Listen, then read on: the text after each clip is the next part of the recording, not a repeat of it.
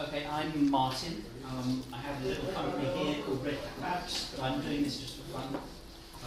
This is using Go for the reverse game of life. And basically, this is all to do with the Kaggle competition, so I'll explain a bit about what Kaggle is and why I cared. Then some stuff about programming, then how it all works out.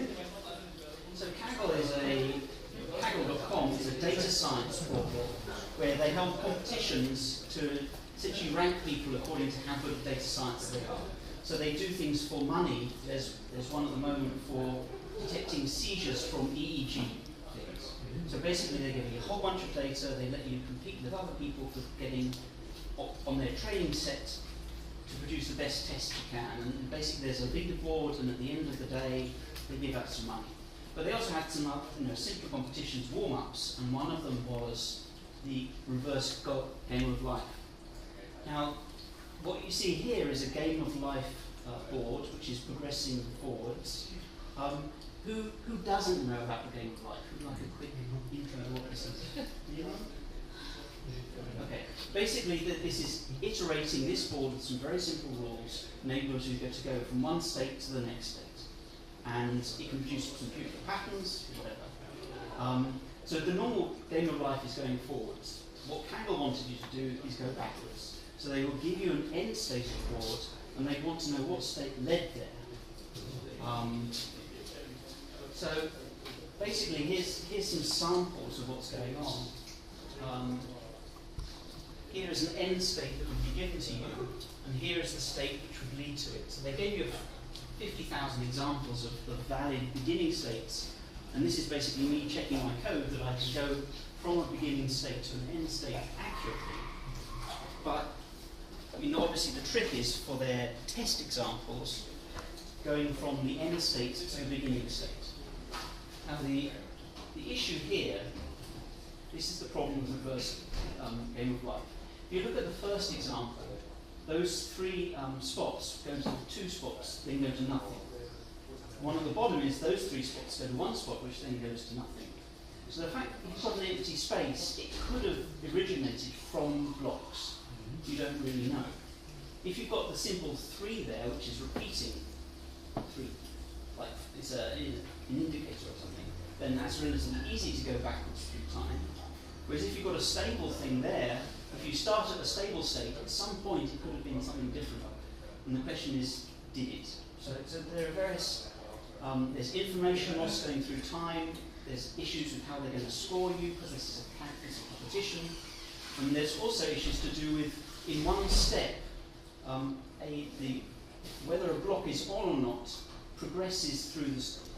One block over here can't affect over here, unless they're, say, 5 steps apart, and then there's the kind of speed of light issue. So the Kaggle competition involved up to 5 steps.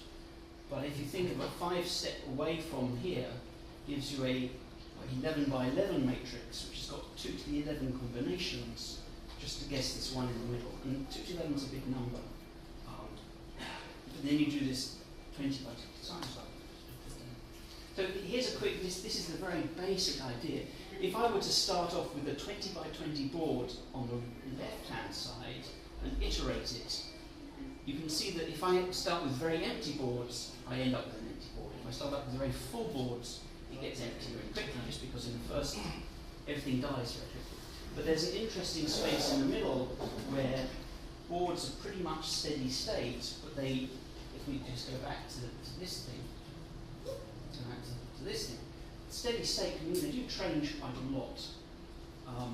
And this is pretty detailed stuff, and if you get one block wrong, then the knock-on effects across the whole board can be quite large. So what people were doing what the main conversation in the forums on Kaggle are about is what state can lead to what state, and people are producing graphs of, this is for a 3 by 3 patch, what 3 by 3 matrix leads to where, after certain numbers of steps. And so they're doing, basically the idea there is, if you go back far enough with large enough patches, then you can solve it to actually figure out exactly what went on. The problem with going back one step with a large patch is this 2 to the n squared problem. and then it gets very, very tough very, very quickly. So my background is machine learning. I thought, let's do this differently. Let's use genetic algorithms to try and figure out what the precursor to the board was.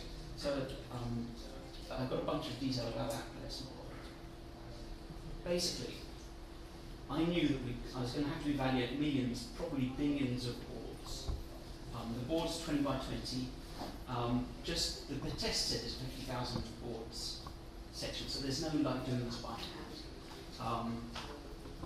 But the speed of the board iteration is very important. You can only go forwards, but you then need to score how you did. You need to go forwards very quickly. I want to benchmark some code. I'm naturally a Python kind of person, so I was saying, okay, what regular game of life code can I do in Python?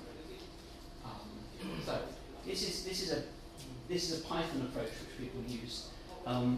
Basically, what you're trying to do when you work out the middle of a block is you're trying to add up the number of neighbours it has.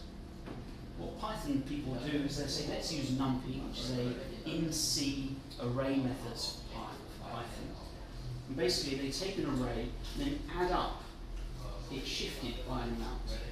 So by adding this up in the 9 different ways, and then just finding out how many were in your neighbours and what state you are in, you can then compute the whole thing at once. So this is basically how people are saying this is Python's best case. And I tested it for 65,000 time steps, and I got like 8 seconds. 8 seconds. No, it's pretty happy with that. But there must be better ways. So I have a background which goes all the way back to 6502 machine code, so I was like, okay, let's bit twiddle this thing, because that's the way it should be done. If I was programming this in C, basically, I would do all of this stuff with bit twiddles and filters and really this kind of an embedded approach. You optimize this thing so it's really unpleasant code, but it's fast. Well, that was good in theory, except Python didn't understand the whole essence of what bit twiddling is, and it doesn't have enough type knowledge to know what's going on. So this was poor. So of course now I'm thinking Go. I mean, maybe I should be doing something compiled. So here's a very simple Go method for doing it. And basically, I just create a bool array, and I have this is an array of booleans on and off, and then this just tests, am I on? And then I go through this thing, adding up the cells, one at a time, and then have this live function. And this is a very basic, like calling tons of functions. This is an inefficient way of doing it, but if Go can do well on this, then it's promising. So the nice thing here is it's twice the speed of Python. So that's Python in C versus Go straight up. That's pretty good comparison. So then I say, well, okay, I would love to be able to. The Go would understand my whole C concept and my whole bit twiddling. So this is pretty bit twiddling now. The question is, will Go understand what's going on? I can define my types. I can basically I'm packing everything into. I know that a Go int is a 32. My board can fit into the bottom 20 bits of that, or 22 bits of that, and so I can just fiddle with these integers. It's going to be insanely fast. Well, that was my hope. So this turns into something which is pretty nasty. But the success was pretty impressive to me. It's like, okay, so this means that for the next essentially 10 days to the end of the competition, I'm going to be doing this in Go, because it blows the number of iterations of the whole code I can do. It blows Python out, of course. And because of the abstraction, I don't lose anything. I mean, all I have to do is give it the right interfaces, and I can do all of my genetic algorithms, not really caring about how it's actually built underneath. So here's some like takeaways, good bits. Speed, right? Obviously, this is key. It was also easy to pick up the benchmarking stuff I did on my Sunday for all of the different benchmarks. So it didn't take that long to knock together.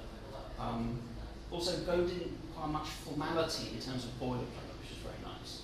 And also the standard libraries, which I'll come to, they're built like you kind of would want them to be built. I mean, I guess people have taken C with its fairly large standard library, have boiled it down to how it should be done today, because they had the chance to do a redo. So this turns out to be a very nice set. Nice thing about this was also the overall structure of the code. We don't have any headers, which can be painful to keep everything in sync as you're refactoring. The error message is good. It's very fast compiler. You can do it very quickly. All good stuff for hacking around. For instance, here's one of the standard library things. You can do flags. Flags are done in the way that you want them to be done. That was easy. Multi-core processing. So this is another thing which goes good for is concurrency. Now it took a bit of mental brain surgery to get it done right the first time, but as soon as you have these channels going, you can just pull things off queues. I mean, it's really quite nice. So I realised fairly quickly that one core, once I got the basic program going off, doing this on one core was all enough. Now Python may have forced me to do that, but Go allowed me to run on 4 cores. But also beyond that, I have another machine. So I was like, okay, what I should do is if I can coordinate it all through a database, then I can have 2 machines. So across my network, and it can scale, and I can start and stop them. So next thing is database stuff. This is all pretty easy to do. Straight MySQL, set up a couple of machines. They pull off stuff essentially from a stack on the database and then shove results back. So I had, for the last few days of the competition, I was running 8 cores worth of this stuff across my network. I was thinking I was pretty hot. One of the other things which made it easy is a single executable. So I could just, any changes, I could just sync across the network very easily. Also, it was fun. I mean, this is one of the nice things about the Kaggle is you want it to be fun. And one of the things which I found that I've also been dabbling in Scala. I know that Java is not fun. Scala could be fun. Except that I found that the programming style in Scala was very different. In that I spent a long time setting up mentally for doing the code, and then it would come out and it would be magical. But I spent about an hour or two just sitting there. So this was a fun, iterative way of doing it. Bad bits. Maybe this is probably my fault. I was thinking this is an object-oriented kind of language, which it kind of is, and it has many of the examples are set up to make it look object-oriented. But really, this interface idea is a different thing from object orientation. Object hierarchy is not exactly what it's made out to be. Interfaces are very nice, but because of the way I was thinking about it, I wanted to have different implementations, and I had a battle trying to get it working the way I wanted, and I ended up refactoring and naming things different ways when I should have been using generics, which is another whatever.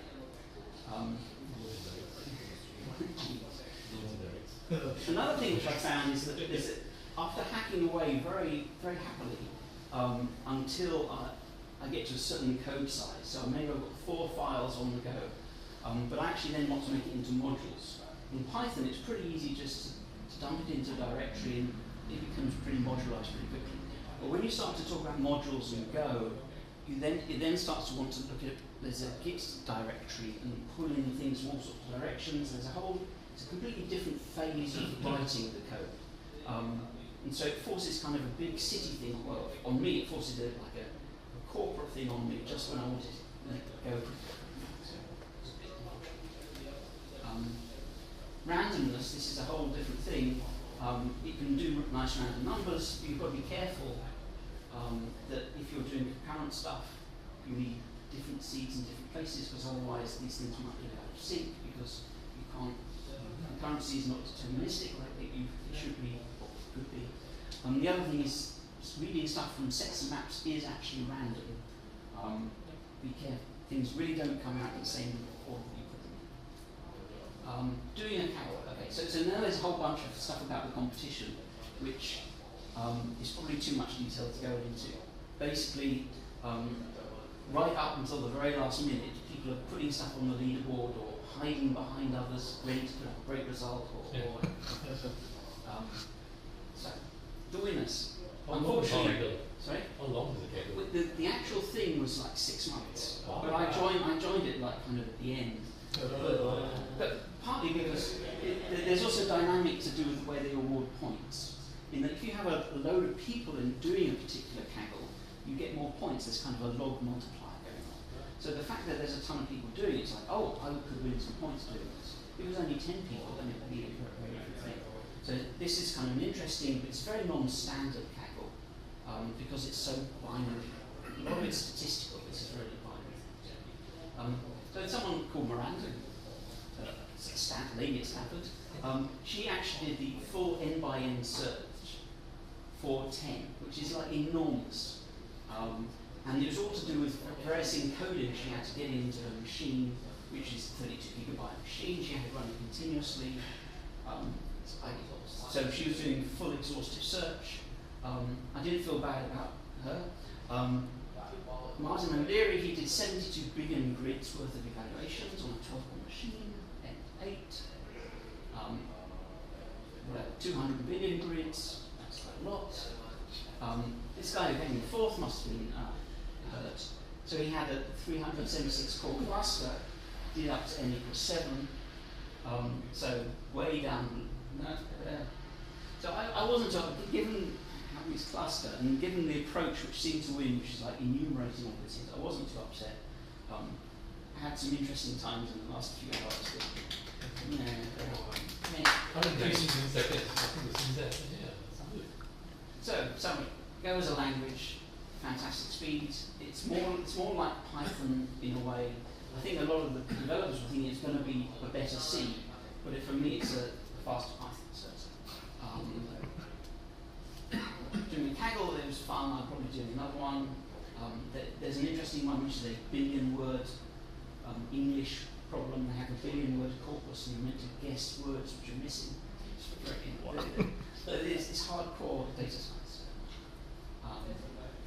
And Go and Kaggle was fun. There we go. Oh yes, I put the whole lot on GitHub. Not that it's really worth running anymore, but there's a whole bunch of it. So your implementation was talking over MySQL? Yes. So, I always thought I was, 8 cores, I'm doing pretty well, but in fact, I should have had 300.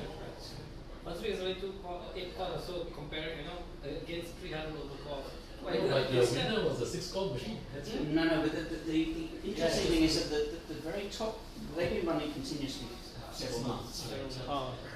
But also, that in order to fit it into the 32 gig of memory, they essentially are doing an exhaustive search of these patterns. They had all sorts of hashing mechanisms, because some of the patterns are very unlikely. There's all sorts of statistics to work out what things. So you can look at the sparsity of these patterns, and it was a real struggle to get it into the 32 gig. It's insane. I was doing it, but I used almost no memory because of different anyway, there we go.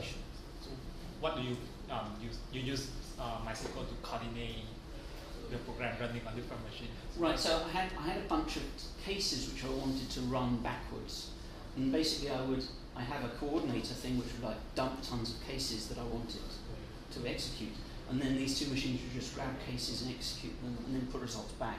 So it was a kind of like a dumb coordination scheme, rather than like an actual model or whatever. It's just I wanted the very direct line I could have between not having a network thing and having something which would talk, and having just SQL types. What's the bottleneck here? What if you not use MySQL and do something like in-memory InfiniSpan? You should use the in-memory message queue rather than something like that. I mean, the thing about your coordination thing, I would have used 0 and Q or something. That seems like the right thing to do. My major bottleneck was algorithmic, in that enumerating would have been far better than essentially working out the right answer. Well, one of the problems with working out the right answer is there are lots of right answers. So, because of the way it was scored, if you've got 5 right answers, you have to either give a yes or no for each cell. You can't say, oh, this is 60% likely. Right. So, you have to give a definite answer, and so you actually need to know an almost exhaustive set. I was going to produce really good answers, but there are probably other equivalent ones, and I was missing. It was very interesting, but who knew that these cluster guys were coming up? And I think the same happens for a lot of these Kaggle things. People with a lot of computer power. So this was the first time you picked up Go and you managed to squeeze that kind of optimization out of it. Yeah, right. From 2 seconds down to 120 milliseconds. Yeah, That's yeah. good. Right, but the 2 seconds was the result of finding it on the web for people who optimized it already, so it's like, oh, right, All the way down to 120 milliseconds. Yeah. that was crazy. I mean, when it happened, I was like,